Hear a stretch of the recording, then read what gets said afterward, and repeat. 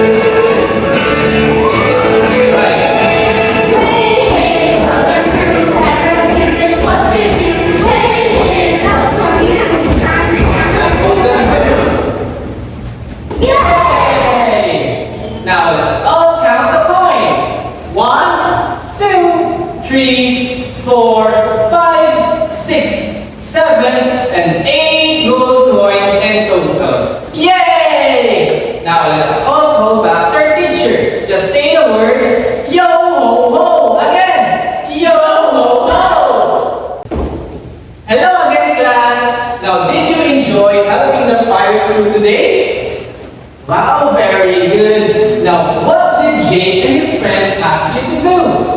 Yes, Rudy? Wow, they asked you to count the coins. Now, what kind of coins did you see? Yes, Faye? Very good. Gold gold coins. Now, how many gold coins there in total? Yes, Eileen. That is correct. A total of 8 gold coins. Now, what do you think will be our lesson for today? Yes, Kalisa. About numbers? Close man ka na, Kalisa. Yes, RJ. That is correct. Our topic for today will be all about solving word problems involving addition. Okay, now let us read our objectives. At the end of the lesson, the learners should be able to. So I'll read. 3, 2, 1. Read. Solve word problems involving additions, sums up to 20. But for the grade 1, it is only sums up to 10. And for the grade 2, it is sums up to 20.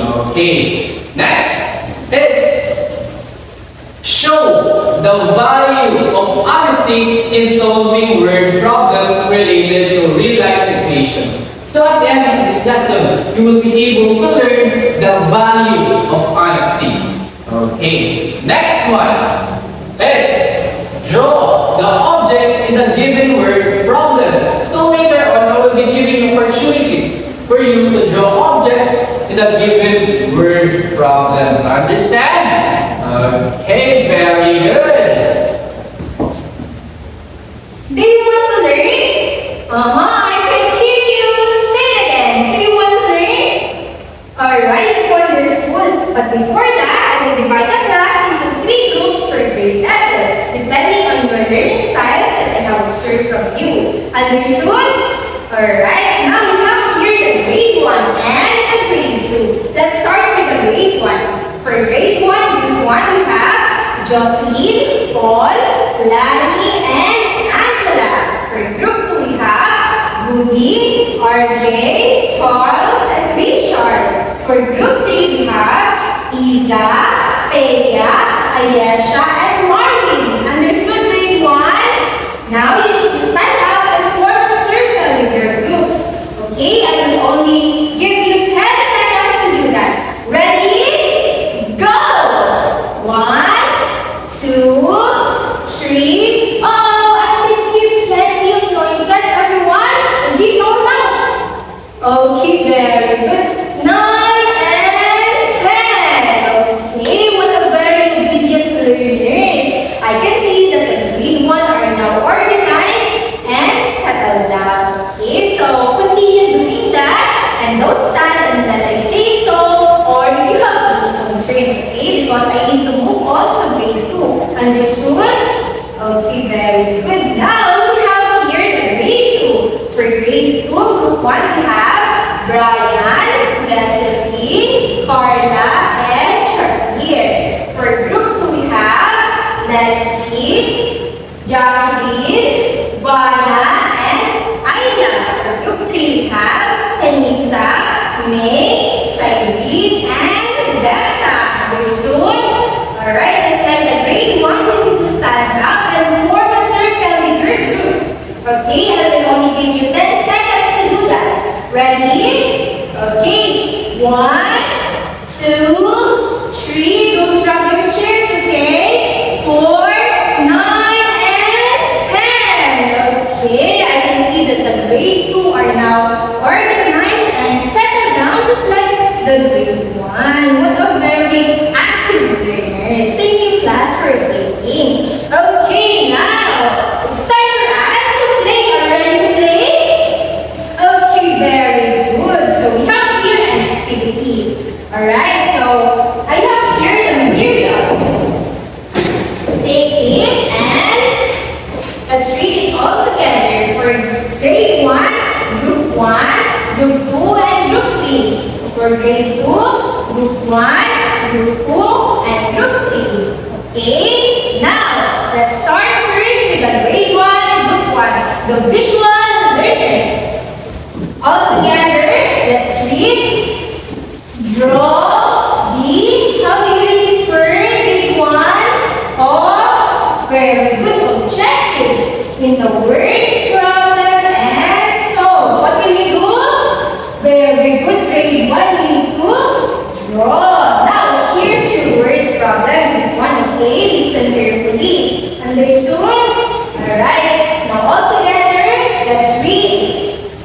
Anna has count. 1, 2, 3 apples. Her mother gives her 1, 2, 3, 4 more apples. How many apples does Anna have in all? Understood? Group 1? Okay, good. Now let's move on to the group 2, the written learners. Alright, now all together, let's read the direction. Read and solve the word problem. What can you do, group 2? Okay, very good. Read and solve. Alright, now here's the word problem. All together, let's read. There are 2 birds on a tree. 5 more birds arrived. How many birds are there now? Okay, understood, group 2? Alright, now let's proceed to the group 3 of grade 1, the auditory learners. Okay, now all together, let's read. Listen to the teacher and solve the word problem. Okay, understood? What did you do, group 3? Very good. Listen to the teacher and solve. Okay, so here's your word problem. You have 6 candies. You get 2 more candies. How many candies does you have now? Again, you have 6 candies. You get 2 more candies. How many candies do you have now? Again, last. You have 6 candies. You get 2 more candies. How many candies do you have now? Understood, group 3? Okay, very good. Now let's proceed to the grade 2 learners. Let's start with the visual learners. Okay, now all together, let's read the direction. Draw the objects and solve the word problem. Now, what did you do, group 1? Okay, very good. Could draw the objects and solve. Okay, now here's your word problem. All together, read. Jake has count 1, 2, 3, 4, 5, 6, 7, 8, 9, and 10. Porcupines, another one. 1, 2, 3, 4, 5, 6, 7, 8, 9, and 10. More points.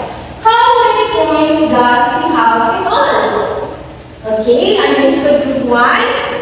Alright, now let's proceed to the group 2. Okay, for group 2, we have here, again, read the direction. Read and solve the word problem. What did you do, group 2? Very good. Read and solve. So here's the word problem. There are 15 fish in a pond. 4 more fish are added. How many fish are there now? Okay, understood, group 2? Alright, very good. For group 3, we have here. Okay. Alright, so all together, read the direction. Listen to the teacher and solve the word problem. Okay, so listen carefully. Okay. Alright, now here's the word problem. All together, let's read. Maria has 30 marbles. She gets 6 more marbles. How many marbles does she have now? Again, auditory learners, listen carefully. Maria has 30 marbles. She gets 6 more marbles. How many marbles does she have now? Okay, understood? Alright, very good. Now, before you start your your objectives, okay? So, 5 points if you showed correctness with your activity, and another 5 points if you participated in your group activity. In a total of how many points? Very good, 10 points. Okay, so do your best and I will only give you 5 minutes to do your activity. Ready? Okay, go! Okay, I will move around, ha? Okay, I can see that the really one are participating. How about the group? Great, rather. Okay, I can see that all of you are active. Wow! Their drawings are very creative. Okay, they are answering. 2 minutes left. 30 seconds left. Okay. 3, 2, 1, time's up. Okay, now let's place your work to the board. Okay, so we have here your activities. Time for us to checking. Okay, let's start with the grade 1. We have here the group 1, group 2, and group 3. Okay, so look together. Let's see if the answer is correct. Okay, are the answers correct? Very good. We are correct. Okay, now let's move on to the grade 2. We have here the group 1, group 2, and group 3. Are the answers correct? Very good. They are correct. Okay, let's check it. Okay, now you showed correctness in your activity, so you will have 5 points and another 5 points because you participated in your group and a total of 10 points each. Oh, very good, everyone. I am very proud of you. And now, class, I am very curious about your activity. What have you observed from your activity? Yes, Lisa? Okay, wonderful observation, Elisa. Elisa said that she observed that you are combining numbers and objects. So how did you do your activity? Oh, I can see that all of the groups wanted to answer. Okay, let me listen first here in the grade 1. Okay, grade 1, group 1, group 2, and group 3. Okay, thank you so much for your answer. How about the grade 2? Okay, group 1, group 2, and group 3. Okay, wonderful. You shared the answer that you draw, you wrote, and you listen. Very good, everyone. Now, do you have any difficulty or which part of the activity you find difficult? Yes, Jocelyn, you are raising your hand. Alright, Jocelyn shared that she find difficulty in combining the numbers. Now, Jocelyn, could you share with us how did you overcome your problem? Okay. Alright, very good. What a very creative strategy. Thank you so much, Jocelyn. So, Jocelyn said that she and her group draw the objects so that they could come up with this. Very good. Now, class, overall, what have you made in your activity? Anyone? Yes, Ruby. Okay, thank you so much, Ruby. That is correct. Ruby said that you combine the numbers. And today, class, it is connected to our lesson for today because our lesson for today is, okay, for a while, all together, let's read. Solving word problem involving, how do you read this one? Everyone? Very good addition. Okay. So now, class, we need to learn what is solving word problems involving addition. Do you have any idea? Yes, RJ? Okay, thank you so much, RJ. That is also correct. RJ said that it is about combining numbers from the given word problem. Just like what you did in your activity right here. Okay, so class, always remember that solving word problem means you are figuring out how many things are there in all, or you combine it just like what RJ said. Okay, understood? Okay, very good.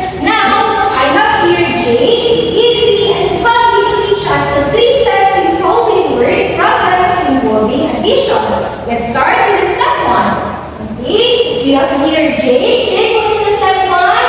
Now all together, let's read. Find the given. Okay? Alright, so class, always remember to look at the pictures or objects that can be found on the word problem.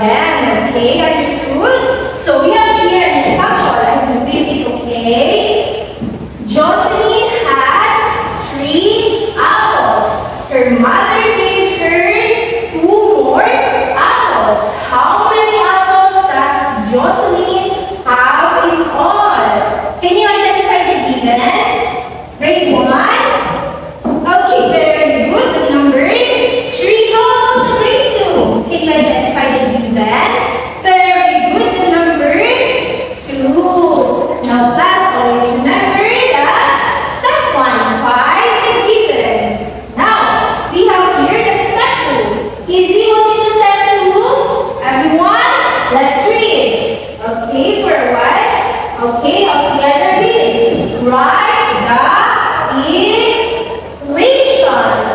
Okay, very good reading, everyone. So, class, always remember, when you find the given, you need to put the addition sign and the equal sign. Grade 1, can you show me the addition sign is in your arms?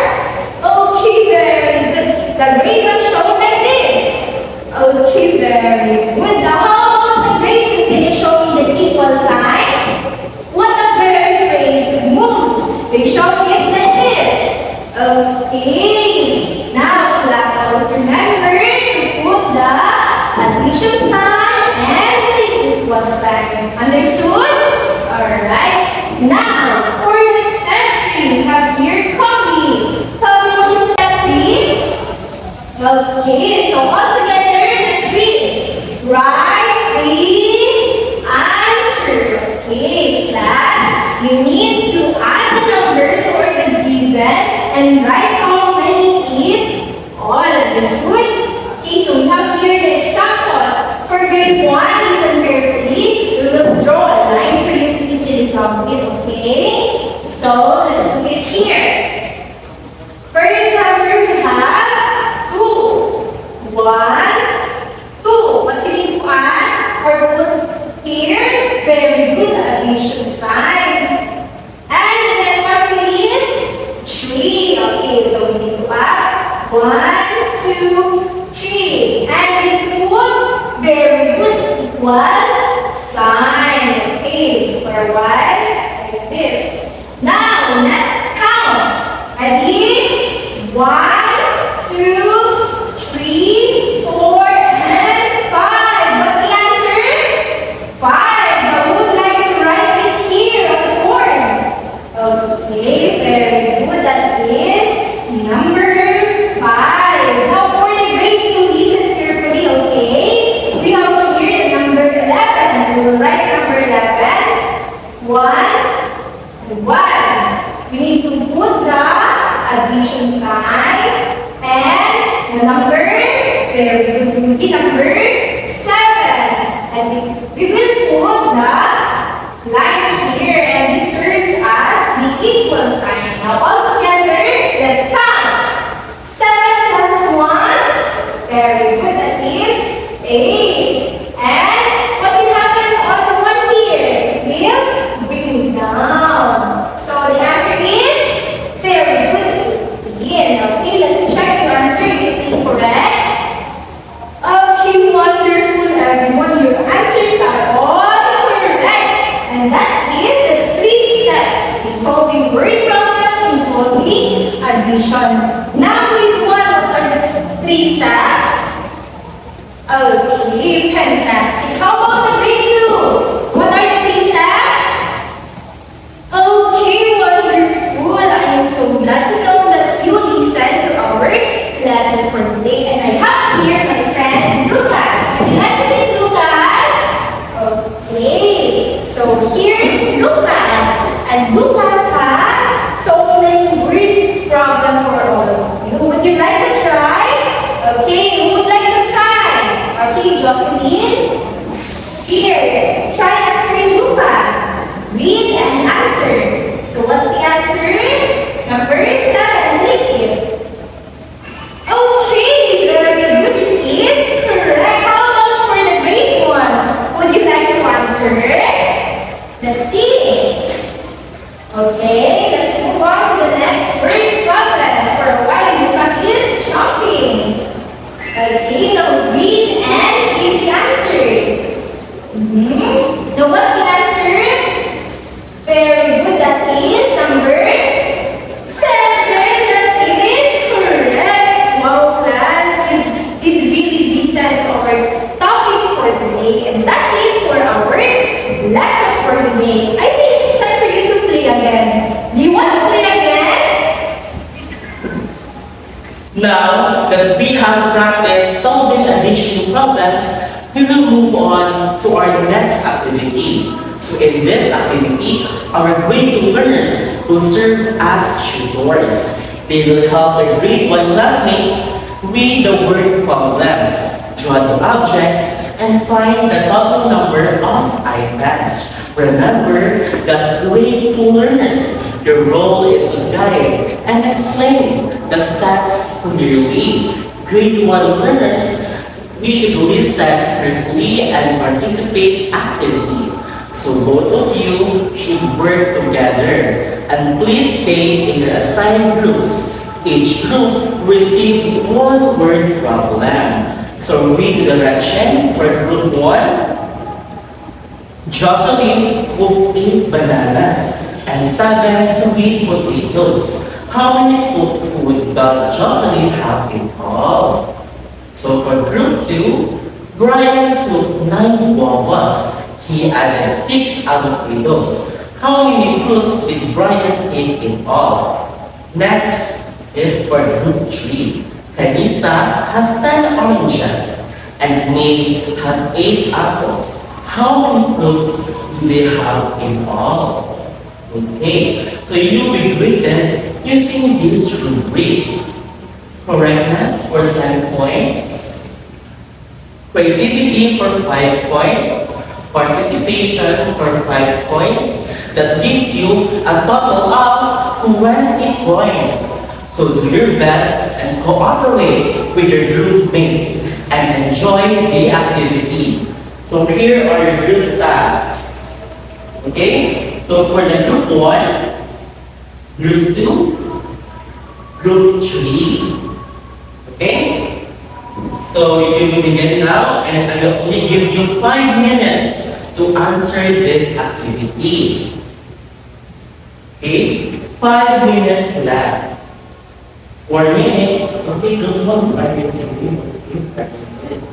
Okay, for group 2. What's your problem? Okay. Okay, you only have 3 minutes left. 1 minute. Time's up. And let us check your work. Okay? Okay, let's check your work. So for group 1, what's your answer? Okay, Jocelyn cooked 8 bananas. Then again, 1, 2, 3, 4, 5, 6, 7, 8. Okay, very good. And 7 sweet potatoes. 1, 2, 3, 4, 5, 6, 7.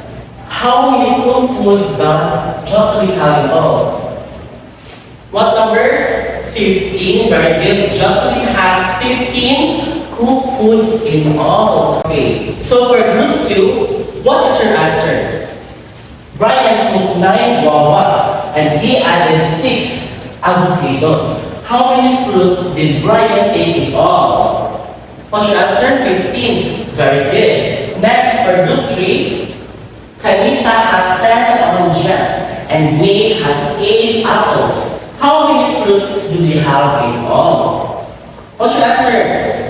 18. Excellent work, everyone. I saw that group, the grade 2 learners, had really helped grade 1 partners very well. I also noticed that grade 1 learners participated actively during drawing and solving. So give yourselves a big round of applause because you got all 20 points or 20 points. So now, do you want to hear a story? Yes? Okay, let's start. Your mother is cooking dinner. She asked me to buy one soy sauce and one vinegar from the store.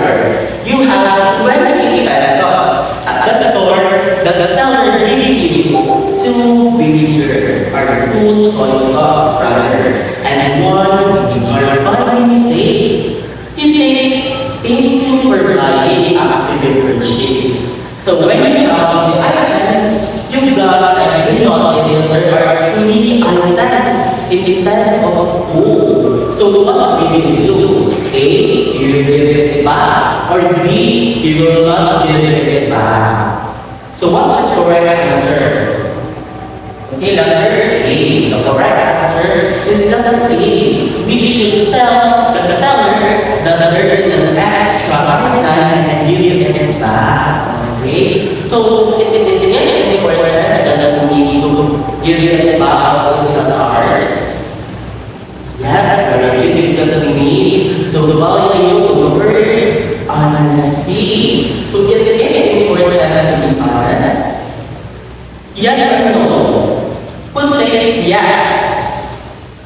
Okay, all of you. Yes, because telling the truth is good. And because honesty makes us trustworthy. When we say something that is not ours, we should learn it. Being honest means telling the truth and doing what is right.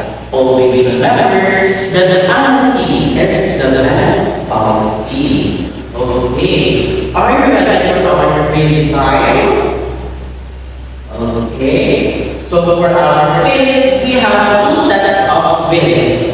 First is for grade 1 and for grade 2. For grade 1, direction, read and solve each word problem carefully. Write your answer. Number 1, Anna has 3 apples.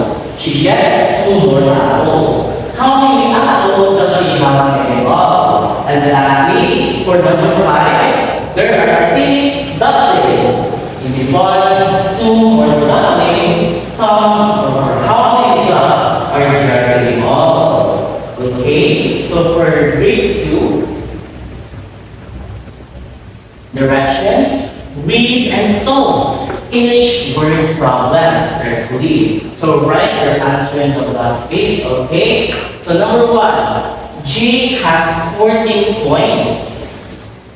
He finds 5 more points. How many points does he have in all? Okay? Lastly, for number 5, there are 10 fish in a pond. 9 more fish are added. How many fish are there in all? Okay? So here are your answer sheets. Okay? So you'll be answering that for 5 minutes. Alright. So let's check. Are you done? Okay, let's check. So for the grade 1, the answer for number 1 is 5. Very good. Number 2, 5. Correct. And for number 5, 8. So who got 5?